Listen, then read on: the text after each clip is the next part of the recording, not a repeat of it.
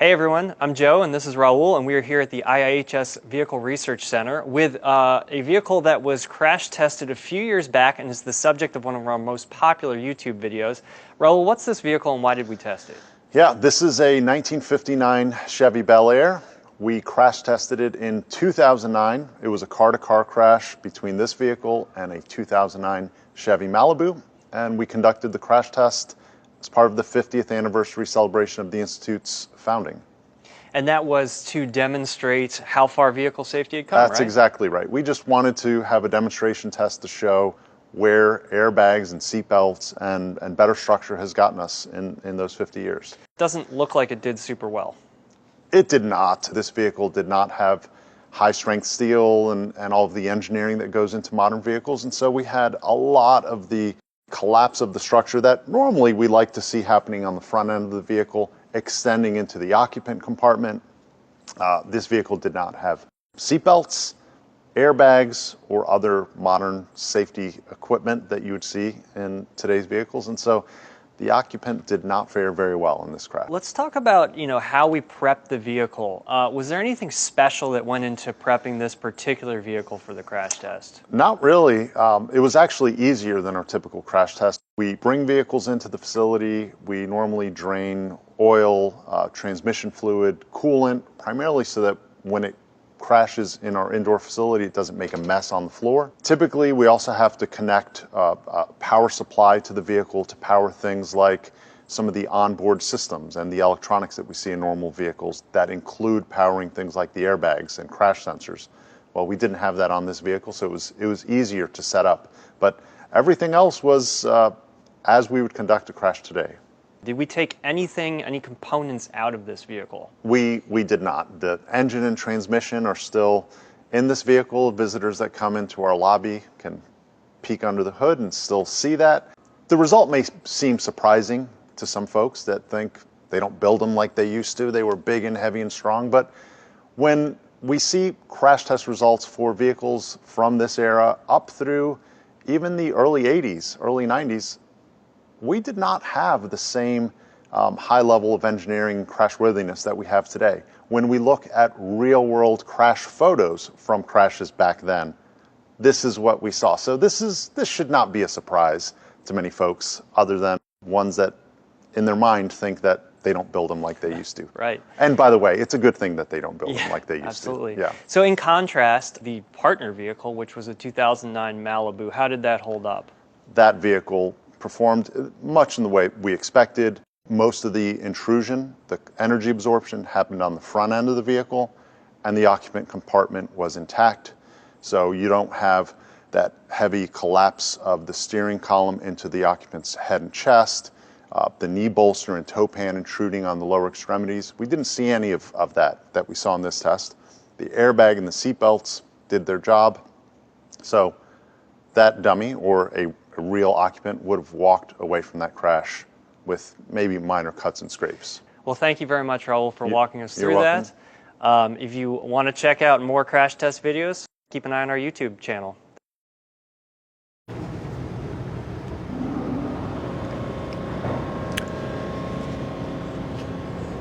All right, thank you all very much for tuning in. My name is Joe Young, and we are here at the Insurance Institute for Highway Safety's Vehicle Research Center, and I'm joined by Becky Miller, one of our senior research engineers. In a moment, we're going to be watching a live crash test. It's going to be a side impact research test. The system is now charging. Our system's now charging. We'll talk about that in a second. Becky, can you walk us through what we're going to see today? So today we're going to be looking at a 37 mile per hour crash, side crash into a Toyota Camry. We have different research barriers that we're looking at that'll be coming from behind us at 37 miles an hour and hitting the side of this Toyota Camry. Okay, so this is a research test. As you said, it's a little bit different than our normal side impact crash test program. Can you tell us how it's different? Sure, so our standard test is run at 31 miles an hour. Kind of a similar configuration where we have a moving deformable barrier. It's like a generic car coming down the runway into a stationary vehicle at 31 miles per hour.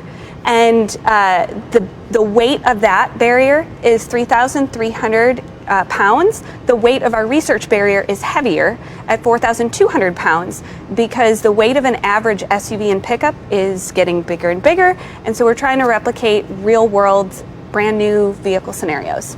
Gotcha. So again, this is Becky Miller. She's walking us through what we're going to see today. It's a research crash test, side impact test. We're looking at changes to our side program. Can you walk us through when our original side program was introduced in 2003? Sure. So in 2003, we recognized that side crashes were also a problem that needed to be identified. And there were two things that we really noticed. Side structures were not strong enough, so there wasn't enough survival space if you're hit in the side, as well as the lack of airbags. So our program drove head protecting and chest protecting airbags that lessened blows when hit in the side. A lot of vehicles didn't have those features, but today almost all of the vehicles get a good rating in our current test. We know that some people are still being injured and killed on the roadways. We're trying to find new tests to develop to address those injuries. Okay, so again, this is going to be a faster crash test than our normal side test, 37 miles per hour instead of 31.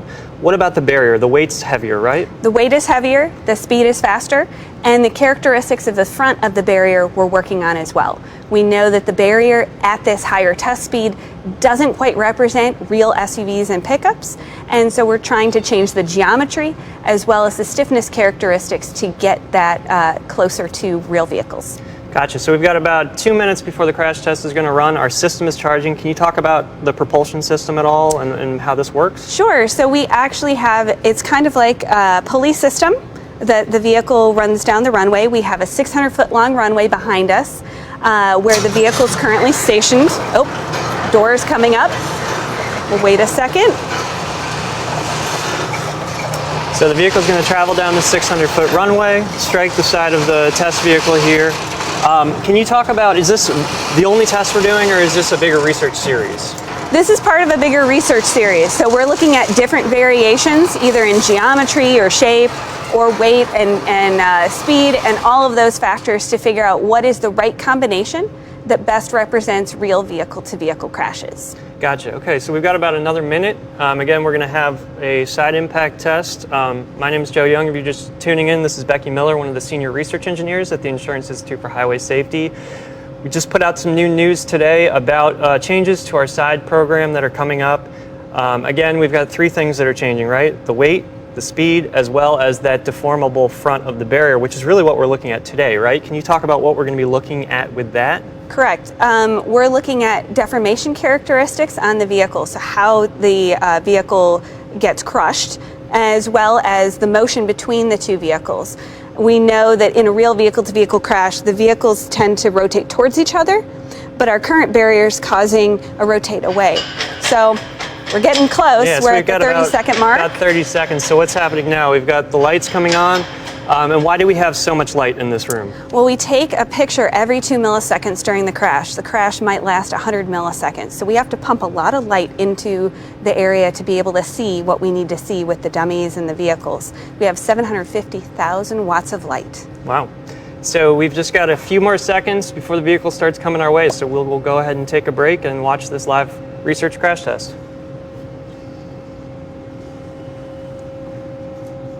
Charging is complete. Test will commence in 3 seconds. 2, 1. We're underway.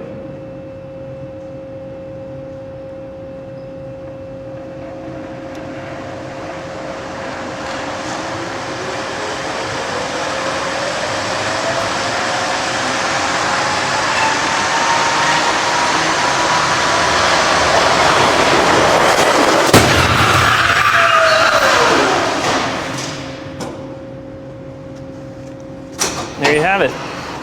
It's always louder than I expect it to be, right?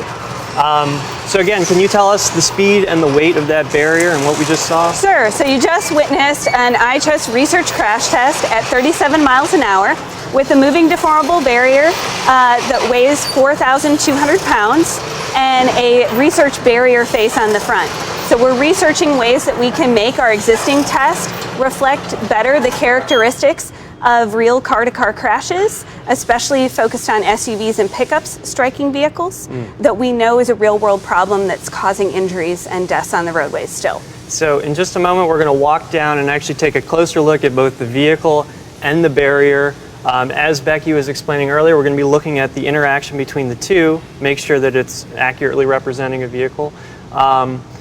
Let's see, so they're just going to get cleaned up right now, correct? Yeah, so they're securing the area for us. They're making sure there's no immediate threats or problems. They're going to be cleaning up the glass so that it's safe to walk down there for us to take our first initial evaluation. Great, and while they're doing that, we can actually walk over here because we've got the test already replaying. We can take a look at what you maybe see, some initial impressions of this research test.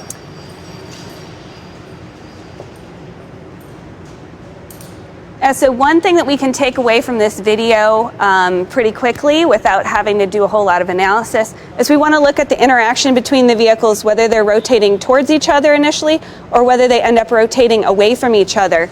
And that gives us an idea of where the force is being distributed. From a first glance, it looks like it's a pretty accurate to the vehicle-to-vehicle test that we're seeing. But this is part of a larger study, so we're going to be trying out different barriers and figuring out, of all the barriers, which one gives us the right balance that best represents real crashes. Gotcha, and of course, if folks are interested in reading more, especially about that rolling you're talking about, we've got on our website a whole news article that explains what we're doing today with some visual representations of that. So in just a moment, we'll walk down. Obviously, you can see that barrier on the front. What is the barrier front made of? It's actually made out of aluminum honeycomb, and so it's kind of like a bunch of tin cans that are very small that crush. So if you think about that scenario, it's meant to provide a little bit of crushing space rather than a brick wall or a steel plate. It's got a little deformation, which is what would happen in a real vehicle. The front ends of vehicles have a little bit of give to them, and this can do that as well. We can change the shape. We can change the characteristics, so how big or how small the honeycombs are, how thick and what kind of materials to get stiffer and softer sections, which represent better the stiffer and softer sections of a real vehicle. Right, so we're looking for a specific shape. We know that SUVs, when they crash into a side of a Camry, sort of make a specific shape. Can you speak about that a little bit, why that shape happens? So because there's parts of an SUV that are much stronger, like frame rail sections, and areas where there's just grille and headlights and cosmetic parts, we know that there's areas that are punching into the side of the car more than others. They tend to create an M shape along the profile of the vehicle, and that's one thing that we're going to be looking for when we head down there. Okay, Ladies wonderful. and gentlemen, at this time, we'd like to invite you to come down on the floor and have a closer look at the vehicle. So we are Thank going to head on down and take a closer look and see if we can see that deformation you were just talking about.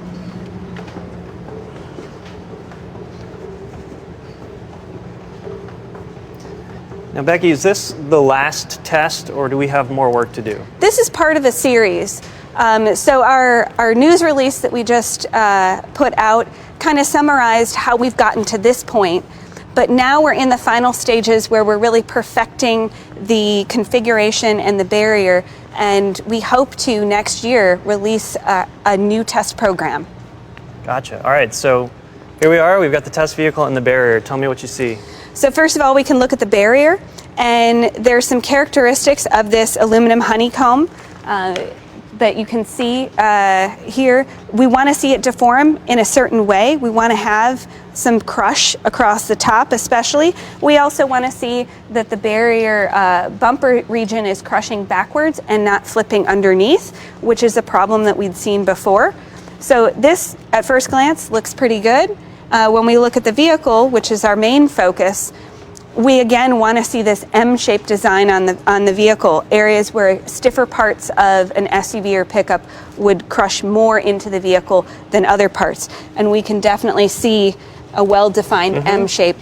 We won't know the exact details of how well this performed compared to other prototypes that we're looking at until we take measurements. And that's more for this afternoon. This afternoon's devoted to the technical measurements we take with a computerized measuring arm, as well as photos and other evidence and dummy numbers that will be coming in just a few minutes. Gotcha. So speaking of the dummies, before we go, we're changing a few things about the test, the weight, size, and the face of the barrier.